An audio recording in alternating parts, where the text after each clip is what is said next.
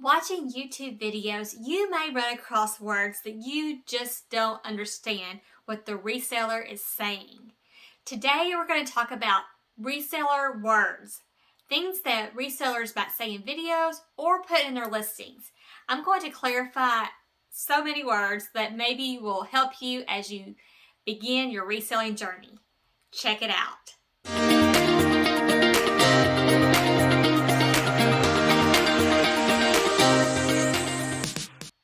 Hi, I'm Misty. Welcome back to my channel. I have found that there are so many words that are being said on YouTube and in listings that people just don't know, especially when you're starting out new to reselling. Today I have about 20 words we're going to talk about and will make you, I think, a better reseller and you'll understand videos even more. So let's get started and hop right into it. Okay. So the first word that you will hear often, especially when you're watching videos, is BOLO. B-O-L-O. And that stands for be on the lookout. So a reseller will use this in a video when they're talking about brands or styles that would sell well. So you need to keep your eyes peeled when you're at the thrift store, or Goodwill, or any other type of buy-sell trade stores, yard sales, anything like that. So BOLO, be on the lookout, means these are items that you should be paying attention for when you are sourcing for your reselling business. Another word that you will often hear is the phrase in the wild. So in YouTube videos, resellers will talk about where they source from, and they will often say, I sourced it in the wild, or I've never found it in the wild. And what that means is they haven't found that particular item while sourcing naturally. So at a Goodwill, the Goodwill Outlet, yard sales, they might have found it at like retail arbitrage, which is another word, but they may have found it at like a typical store or online, but they haven't found it while they're just sourcing naturally in a thrift type atmosphere. Arbitrage is when you buy something from the store to resell. So many resellers will go to TJ Maxx, Marshalls, Home Goods, Ross, Nordstrom Rack, and even online websites to source. And that is called retail arbitrage. So the intent is to buy the item and sell it for more. So if there's an item on clearance, often Nordstrom Rack has a clear the rack sale, and the discount is typically decent. And so people will go there, they will look for items that are at a good enough discount that they can resell it and make a profit. Retail arbitrage. Bread and butter. So bread and butter are items that sort of like pay the bills. They are consistent sellers. They may not sell for a great amount of money, but they are consistent. So for instance, often mall brands are called bread and butter. So they may be like The Gap, Talbot's, J. Crew, Ann Taylor, H&M, Zara. Those are type of bread and butter brands. They're not your high-end brands typically. Now, some people call brands like Eileen Fisher bread and butter because the retail may be high, but the resale value isn't quite as high. But they do sell consistently. So bread and butter. I just mentioned another keyword, mall brands, M-A-L-L brands. So these are things that you would find from the mall. So if you go to the mall, and many stores that would be consistent would be Disney, JCPenney brands, Macy's brands, Dillard's brands, Von Maur brands, Torrid, Soma. There's items that you would find at the mall. So when you're sourcing those at a thrift type atmosphere or yard sales or the Goodwill Outlet, you may hear people talk about mall brands. And that's basically something that's found at the store. They may also have an online presence. The bins. So often this is a slang term for the Goodwill Outlet. So the Goodwill Outlet is a pay by the pound locations throughout the United States that you take a big cart and they have these big blue bins and you dig through items. And when you check out, you go to the register, you wheel your cart onto a scale. They will weigh your items. They will remove the weight of the actual cart, and then you will pay by the pound. So the Goodwill Outlet is also known as the Goodwill bins. And the reason why it's called the Goodwill bins is because usually there's big blue bins. Now, I was in Florida recently and there was a Goodwill outlet, but it was known as the Bargain Barn. So throughout the country, they may have other words for Goodwill Outlet. You can go online and search for Goodwill Outlet to find which Goodwill Outlet or Goodwill bins is near you. It's a great place to source if you're looking for a lot of inventory and if you're looking to pay very little. Dollar Day. Dollar Day is one of my favorite days to shop the Goodwill, or it used to be. And the reason why is I think a lot of the Goodwills are pulling items that are going to be on Dollar Day, so it's no longer available when you get there. But Dollar Day is the day that when your Goodwill offers items for less. So for my Goodwill, it's 99 cents on Sundays. So all items of a certain color are 99 cents that one day. Now there are Goodwill that are different price structures, and so I know some have gone to $2 day. But basically, it's that one day of the week. Now, you may also have 50% off day throughout the week, or 25% off day, or multiple colors on sale. It all depends. The thing about Goodwill is they are not consistent. So the Goodwills in my area follow one thing. If I go to the next state over, and I often cross the river and do that, they do Goodwills totally differently. So Goodwills are not consistent from state to state or from location to location. But Dollar Day is the day when you would get a reduced rate on a single color at least. Here is a term that I don't know if I like it, but it's probably accurate. Lowball. This is one of the things I really hate about being a reseller is that you get these extremely low offers. So on Poshmark, a seller will get an offer that can be up to 80% off. So if you have if you have an item for $100, somebody can offer you $20. And that is a low ball offer. Today I had an offer. It was 2 items. The price was $130 and I was offered $26. So that would be a low offer or a low ball offer. NWOT.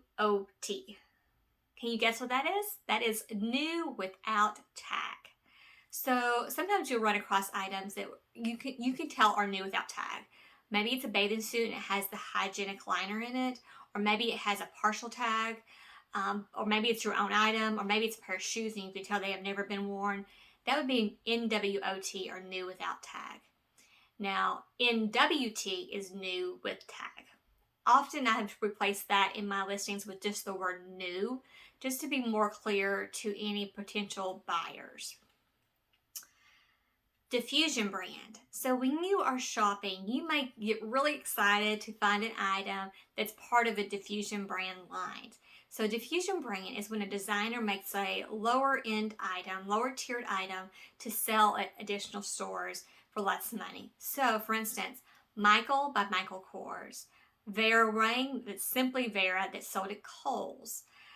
Target has several diffusion brands for designers throughout the year. So I recently purchased, I was so excited, a Love Shack fancy dress just to realize it was a Target collaboration. So when you're outsourcing, make sure you check the comps for any diffusion brand because often the sell rate and the sell price is lower than what you would get from the designer brand. And I just mentioned another word, comps. So comps is when a reseller is talking about competitive solds or competitive listings. So comps means competitive. So for instance, if I have a blouse that's $25, I think in my head, so it's a J. Crew silk blouse. And the good thing about lots of brands, if you go to the tag, you'll see a style number. So if you look that style number up and you see 7 of these are sold and 3 of these are available, you can see what price they sold at and you can see the price that they are being listed for. I will caution you, when you do competitive research on Poshmark, you're not actually seeing the correct price all the time that it actually sold for. So if a person sells an item in a bundle, so they sell 3 things, all 3 items were $25 originally, but they give the person a deal for $50. When you look at the comps, you're going to see $25 still. You're not going to see what 50 divided by 3 is. You're going to see the 25. So know that if it's sold in a bundle, you're not going to see the actual true price. Now, if it is sold as a one item only, you will see the true price, even if it's sold on offer or if it's sold straight full price sale. Here is a interesting one because you never know what you're going to get with these because it's a mystery box. So a few years ago, mystery boxes were all the rage on Poshmark. And basically, they were, for the most part, not the best. They were often things that resellers were getting rid of. They were putting it in a mystery box. Maybe they were offering a great deal, or maybe they were offering enough to make a decent sized profit, but still pass it on. I have bought several mystery boxes, and they have been completely terrible. From resellers, including big resellers. So whenever you're buying a mystery box, you'll want to make sure that they have a good review. So if you go to their listings or you go to the About Us, you'll often see people will type things out. You can check on the reviews. You can check on their love notes as well and see if the mystery boxes are actually a good investment for you. Now, Poshmark isn't the only place to buy a mystery box. You can buy them on eBay, Mercari. You can buy them from places like ThredUp. You can buy them from Jomar. Okay. You can buy them from other places online. So you don't know what you're going to get. You may have an idea, but ThredUp is one that many resellers use. They have several, 100-pound mystery boxes. They have shoe mystery boxes, purses. And truly you're paying up for items because you don't have to go out and find the items, but you don't know what you're going to get. So there are often things in there that you would never source. And you may have to find the one or two or three things that help pay for the whole box, or maybe it's more. And sometimes you just find a lot of stuff that isn't really resellable. They might have flaws, or it's just not what you think is worth your time. That's up to you to decide what's worth your time. Okay, relisting. So on Poshmark, you can relist an item. That means you make a copy of the listing every 60 days and it comes up as a fresh new listing. Now, that's not the only way to relist on Poshmark, but that is the one if you're utilizing Poshmark services itself. So relist means basically you're going to delete the old listing and put up a new one, and it's going to be a fresh listing. So you will lose your likes for that item. You lose any comments. So you will lose anybody who's put that in a bundle. But if it hasn't sold in 60 days, then relisting is a great option.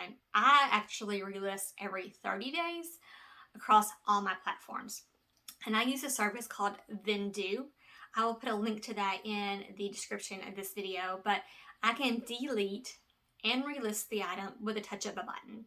And I delete and relist about that 30-day mark. So it's a fresh listing, and that really helps, especially if you have old items in your inventory. I have stuff that I have been sitting on for 3 and 4 years. And honestly, deleting and relisting has been the only way some of those things have sold. So check out Vendoo if you're looking at a cross-listing service or a delete and relist for Poshmark service. But once again, you can do it on Poshmark. It just takes a little bit more time and effort. And that's called relisting. Stock photo. So a stock photo is a photo that is provided online from the manufacturer of the item or the company that's selling the item. So stock photos are not yours to use. People do use stock photos. I occasionally will use one as well, but you do it at your own risk. They aren't approved on any reselling platform. There actually are several platforms that will penalize your account. Poshmark isn't one of those yet. I have seen people use stock photos and get notices that the item has been deleted. So there are certain companies that really will go after you for stock photos. Be careful on eBay about using stock photos, and you can never use a stock photo on Depop because they will close your account. So stock photo is, if you have a beautiful shirt, for instance, this blouse right here. If I look at the style number, I can see this. I can often see the photo of somebody, a model wearing this blouse, and it will look so much better than if I just take it on my mannequin or on a hanger, the photo of that way. But a stock photo is actually the copyright of someone else. Colorway. So you often hear this in terms of shoes, but it can be clothes. So the colorway is the color pattern of the shoe. So often like Nikes, you'll have a style number and you'll see a colorway number. And so you'll know it's like silver /black, or it'll have a fancy name, forest green, slash black or whatever. So that colorway is the actual color of the item. Vero. Now this isn't a Poshmark term, it's more of an eBay term, but a Vero is an item that you cannot resell and you will get your account penalized for selling it. So recently I was watching a video on the Bolo Buddies, which is a great channel, and she was talking about the Vero for selling bubble lights. So back in the day, the Christmas time, they would have these beautiful lights you snap onto your tree, and it would like be bubbling. It's a long tube and the bubbles would go up. Well, it's a danger, and so you can't sell that item on eBay anymore. Also, there are things like medication. You can't sell medication to outside the United States on eBay. You have to be really careful about that. So there's a Vero list. If you type that in, you'll get a list, but there are things that come up all the time that are not even on that Vero list. Another thing on Vero is one that's well known is hook and loop versus Velcro. So Velcro is the copyrighted term, and you have to use the word hook and loop. Onesie is another one. You can't use the word onesie when you're describing a child's bodysuit. So I always put baby bodysuit or long sleeve bodysuit, snap bodysuit, if I'm on eBay. Now, I don't see the issues happening yet on Poshmark, but always be aware that if you're cross-listing from Poshmark to another platform or any platform to eBay, you do need to change your language, and it's often easier just to change it on all the listings. Okay, BIN, buy it now. So BIN is an eBay term. You'll see there it's just you pay outright for the item. And then sometimes you'll see on Poshmark OBO, or Facebook Marketplace especially, OBO or best offer. I don't use that term at all on any of my listings, OBO or best offer, because it just doesn't really apply because there's an offer button. But some people I see do that. And the last one we're going to talk about today is really specific to Poshmark. So one thing that Posh encourages you to do is to share to Posh Parties. Poshmark parties happen 4 times per day. So there's a party on the Eastern Standard Time at noon, 3 o'clock, 7 o'clock, and at 10 o'clock. And of course, those times adjust depending on which time zone you are. But Posh Parties are focused on specific brands, types of clothing, or themes. So during the 12 o'clock and the 3 o'clock, I often notice that the 12 o'clock is more focused on a brand.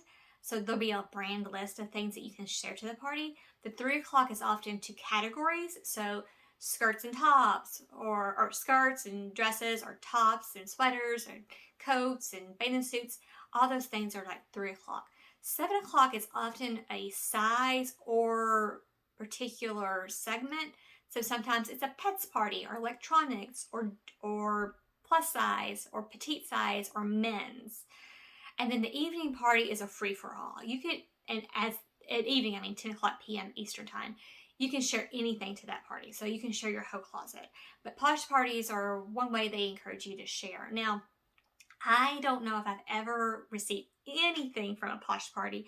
I share to them every day, but it just kind of gets you into the rhythm of sharing, especially if you're not used to sharing at consistent times or, throughout the day. So Posh Parties, I think, are good to do. I don't know if you're going to get much benefit from them, but as long as you're sharing your closet regularly, you will get benefit from that. So that's a Posh Party. Now, sometimes you will have what's called a host pick. So the host pick is so each Posh Party is assigned a few hosts. And basically what they do is they select items from different closets and closets of their own closet, and they will share it during the Posh Party. And it gives you more exposure. And often you'll get really excited that you're a Posh Party host pick item, and it does. I don't think it does anything at all. If not, it's like the curse of the host pick. I used to be so excited. I used to put it in my title, host pick, 2 times host pick, but really that didn't make any difference. You will see that sometimes people will comment on your listing, congratulations on your host pick, and you'll get all these emojis and all this whatnot that would be written there. And so basically I go in there and delete it because it dates the listing a little bit. So you could tell that the listing's been around a little bit longer, especially if you're not a delete and relister. So that's a host pick, and it goes along with the Posh Party. So these are a few of the words that you will hear and see as you're listening to YouTube videos about reselling. And I hope that's very helpful for you as a reseller, especially those that are starting out and there's just so many different words and you don't understand them. If you have other words that you don't know what they are, please put them in the comments below. I may do a second video if I get enough of those, or I'll just answer them out in the comments. If you have liked this video, please push the like button. And if you have yet to subscribe, I encourage you to subscribe. I have a whole series coming of online reseller tips, as well as thrift hauls and other content available just for online resellers. So once again, thank you so much. I look forward to sharing more content with you soon, and I hope you have great sales today.